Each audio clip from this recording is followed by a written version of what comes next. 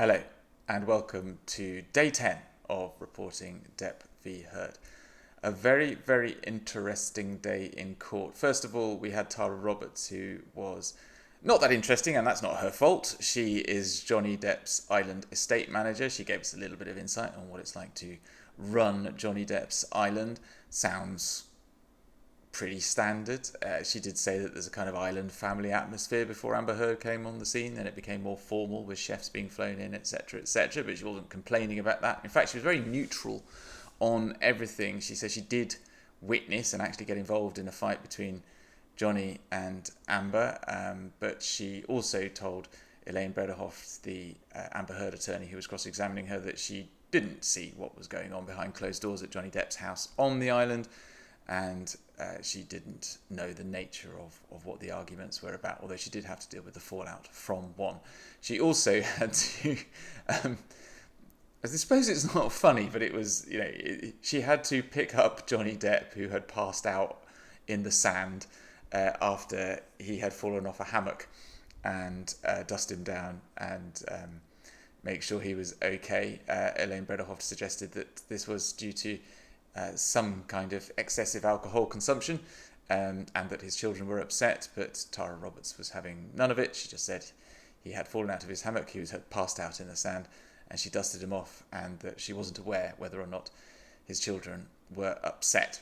Then we moved on to the main event of the day, and this is part of the reason why I'm sitting here in my apartment talking about the day's events rather than outside court, because I want to read you some of the stuff that was said in court today. So this Dr. Shannon Curry, who gave evidence, was an expert witness.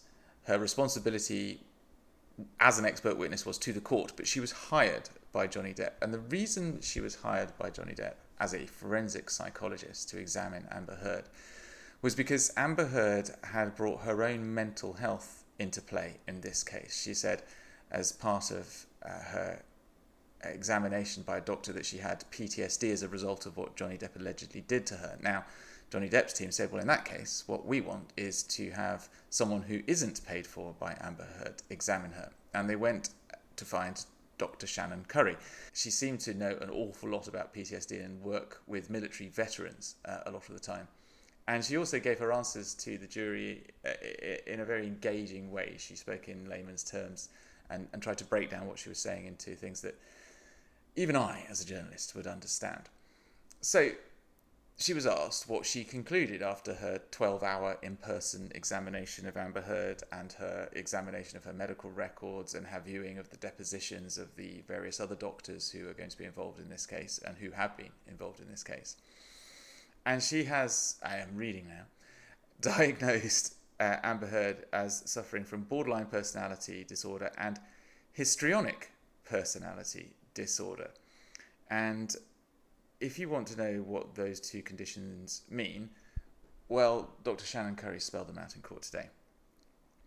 She said that people with these disorders, and not necessarily Amber Heard, but people with these disorders, have a sophisticated way of minimizing their personal problems, inner hostility, they're judgmental of others, they're self-righteous but deny it, they externalize blame, they're prickly, they're full of rage and inner anger, they're passive-aggressive, they're self-centered, they're self-indulgent, they use manipulation tactics to get their needs met, they're needy, very sophisticated socially, and they present, which means how they represent themselves to clinicians when they meet them face-to-face, as balanced, but they are unaware of the problems in their behaviour and thinking. Dr. Curry did a number of tests, and she went into great detail about the scientific rigour of those tests, and she said that in one of them, Amber Heard scored a 3-6 co-type. I don't know what a co-type is. Dr. Curry was asked what was represented by a 3-6 co-type, and she said that meant that people scoring a 3-6 co-type tended to be cruel, particularly with people who were less powerful. They're also image-concerned, prone to externalizing blame and attention-seeking. They also have an instability in close relationships and emotions and their own sense of identity, and they're driven by a terror of abandonment. Now, this will strike home to anyone who's been listening to a lot of the testimony up to day 10. Apparently, this terror of abandonment can be characterized by physical aggression, threatening behavior, and self-harming. They will also perceive non-existent slights and explode in a way that can be exhausting for their partners. Dr. Curry said that partners at first try to placate them and then allow themselves to become a punching bag. I will go on because we had to listen to this, and essential assassination of Amber Heard's, it's not a laughing matter, essential assassination of Amber Heard's personality and identity, whilst she had to sit there and listen to it in court, was brutal. Dr. Curry said, there are no attempts to control the emotion of hypersensitivity. There are no attempts to regulate it. So if they're in the middle of a restaurant and they feel offended, they're going to start a fight. People are going to see it, or they might just start crying or break down. But they'll make a lot of accusations, and that reactivity is when you're going to see a lot of escalation of this behaviour. They can react violently, they can react aggressively, they can often physically prevent a partner from trying to leave if their partner wants to get space from all this intense emotion. And oftentimes they will be abusive to their partners in these situations. Sometimes they'll physically restrain them from leaving and become injured that way. But also on borderline personality disorder, it seems to be a predictive factor for women who implement violence against their partner, and one of the most common tactics they will use is actually physically assaulting and then getting harmed themselves. Mostly we call this administrative violence, essentially saying they'll make threats they'll make threats using the legal system. They might say they're going to file a restraining order or claim abuse, or they might do these things essentially to keep their partner from leaving. Shall I go on into histrionic personality disorder? Okay, this is slightly different, and is characterised by people who are dramatic, erratic, and emotional. The underlying drive is to always be the centre of attention, and sufferers have extreme discomfort with not being the centre of attention. If they're not the centre of attention, they can do, quote, strange things. These strange things include making up stories, taking on the victim or princess role, seeking caretaking.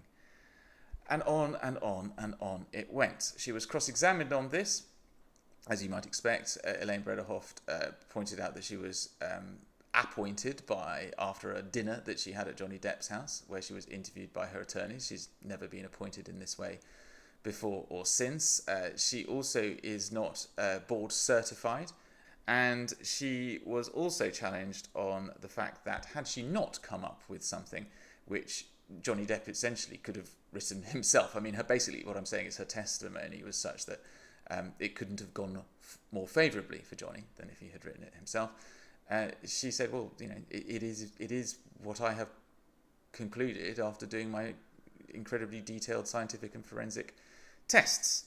The one thing that she didn't answer and then didn't have to answer the supplementary because it was objected to was the point that had she not come up with something that was exactly in line with what Johnny Depp's team wanted, then she wouldn't be testifying because, of course, she was Johnny Depp's witness. The point being that she wouldn't have been called had she not come up with a diagnosis that was favourable to Johnny Depp's case. And she didn't really answer that at first and then didn't have to answer it because it was objected to. So that's kind of where we are with her. If you want to read more, do go to my newsletter reporting, deppvheard.net/newsletter. If you're not already a subscriber, there's a small donation, which I'd be grateful if you made, and then you'll get access to the newsletters. And just one thing to say before we go to a little bit of something else. The final witness today was Officer Science, who was one of the first police officers of the LAPD on the scene after the police had been called after an argument with Johnny Depp. And Officer Science testified that when she attended, she did not see any signs of injury on Amber Heard, nor did she think she was a victim of domestic violence, although she did end by saying that once the police did turn up and start asking questions, everyone there was uncooperative to the point that no one present gave the police their names. Elaine Brederhoft said, "That's a little unusual, isn't it?" Officer Science replied, "No, it's not. A lot of people don't like us." Poor old Officer Science. Right, I am going to show you my attempts to capture Johnny Depp leaving court and Amber Heard leaving court by the back entrance, as they have done every day court's been sitting, and afterwards I have a chat with in fact, I tell you what, I will show you Johnny Depp leaving court. He does so first, and then just a few, seconds later, Amber Heard does the same thing. Johnny Depp surprised all his supporters by going off in a different direction to one he usually does. I sort of captured him on camera, waving to fans and then standing up on the ledge of his car and waving to fans from there.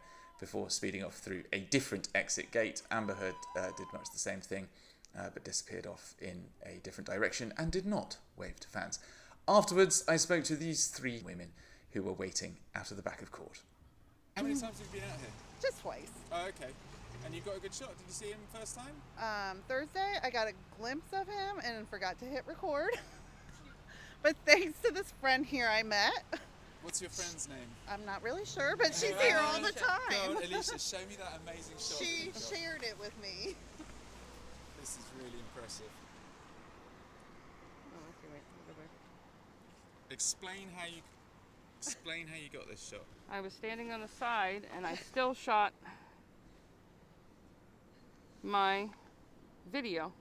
So that's actually taken from the video from It the is. camera, and then It you is. just pulled out the Oh, still. sorry. Yes. That's really impressive because Yes. he's looking right at you. He there, sure isn't is. He's reading my sign that I have. You're a professional photographer. No, Just got the skills. just got the skills. Travel agent, so I take a lot of photos. How many times have you been out back? This is my 4th time. Have you been in court yet? No, I have not. Not interested, or are you just watching on telly? Can't. Time off work. Oh, Time I off work. see. I Yes. see. So you just bomb it down here after Yes. work to get a shot. Sneak out about 10 minutes early. And show us what you're trying to achieve. What's in the Oh, folder? let's see. I'm trying to get Johnny to sign. Oh, Whoa, no. whoa, whoa, whoa, Oh, no. whoa. Trying to get Johnny to sign that Okay. from his 21 Jump Street days. What do you reckon the chances are? You'd be the first, I think. I think I would. I'm not sure if he's allowed to sign. The judge has said, I don't know whether she's used the word circus, but she certainly doesn't want this turning into a circus. Yes. You get that impression, don't you? So I think Yes. before, actually I don't think in London he did any signings. I think, I might be wrong, but obviously we could get a lot closer to him in London. Yes. And the shots that we got were a lot better, but I can't remember any signings. So that would be quite a coup. if It you would got a be. signing. He saw it yesterday, and he saw it the last time I saw it. Oh, so you're, Showed it to oh, him. I see. So you're buttering him up. I am. I'm buttering him up. I'm buttering him up. If I Okay. keep coming every day, maybe Exactly. he'll. And with the cute dog, maybe he's gonna. Yeah, maybe he'll do it. Wins. I'm sure Yes, he'll yes. stop. What's the dog's name? Idgy. Her name is Idgy. Idgy. Edgy. Come on. Idgy. She's a good girl. So yes. Once he wins, you say, you think he's going to win? Oh, absolutely. Absolutely. Why? Because he has to. Why? Um, What makes... Hey, Johnny! Give us the paparazzi wave. Give us your Johnny Depp wave as you drive past. Take care, thank you. Why do you think, do you think she's making all this up then, do you? I do. Exaggerating, definitely. Why is that? Especially after today, listening to what the psychologist had to say. Yep. Don't think it's, I don't know whether it's you've got to be careful here, because if you say 6 of one, half a dozen of another, then you can get into all sorts of trouble, because that suggests you're diminishing. Because both, let's put it this way, both parties say that the other party was the abuser, and that therefore they are victims. Right? Where do you stand on that? They probably both are, honestly. But we'll see. Do you think he'll get his career back at the end of all this? Think it's worth all the money? Absolutely. Yeah? Yeah. Okay, you have faith. I do. Madam Gona, you're the only person I haven't spoken to. You keep avoiding the I camera. don't. To be honest, I don't watch the news, so I don't know much about it. He's just hot, so why not? That's my take on it. My thanks to those three fine Virginian women for giving me their time out the back of Fairfax County Court just across the road, in the potential hope that one of them at least would get a poster signed by Johnny Depp. That would be, I would say, somewhat unlikely, but I do admire her stoicism for turning out every day. She'll be back tomorrow, as will I. Just to tell you who is giving evidence tomorrow, we've got Officer Tyler Haddon, who was with Officer Sainz when they were called out to the Eastern Columbia building, and there is also going to be another responding officer who I think appeared later, Officer William Gatlin, who also attended the Eastern Columbia building, and finally Alejandro Romero will be giving evidence as well. He is the desk attendant at the Eastern Columbia building. All three will be giving evidence by video deposition. We've had that before. It's quite dull, but hey, you've got to have dull days in a 6-week trial, and I will be there anyway, reporting on anything interesting that comes of it. Thank you so much for supporting this podcast. If you like what I'm doing, just hit like and subscribe. There is a podcast version of this, which you are welcome to listen to. Just go to Reporting Depp v. Heard or search for that on your usual podcast provider. And if you would, as I said before, sign up for the newsletter, I would be extremely grateful, as it makes a difference to what I'm doing. I'm trying to basically get enough funding now to get more transcripts into the public domain. Unlike the last trial, I'm having to pay for them, well, essentially myself, but through the money that I'm earning from either crowdfunding or the TV work that I'm doing while I'm out here. So your generosity will put more information into the public domain, and I would be incredibly grateful because those transcripts are a phenomenal resource. Alrighty, hopefully I'll be back outside Fairfax County Court tomorrow. I hope you don't mind me doing this from the confines of my apartment, but it was raining and I did want to get home. Alright, take care. Bye-bye.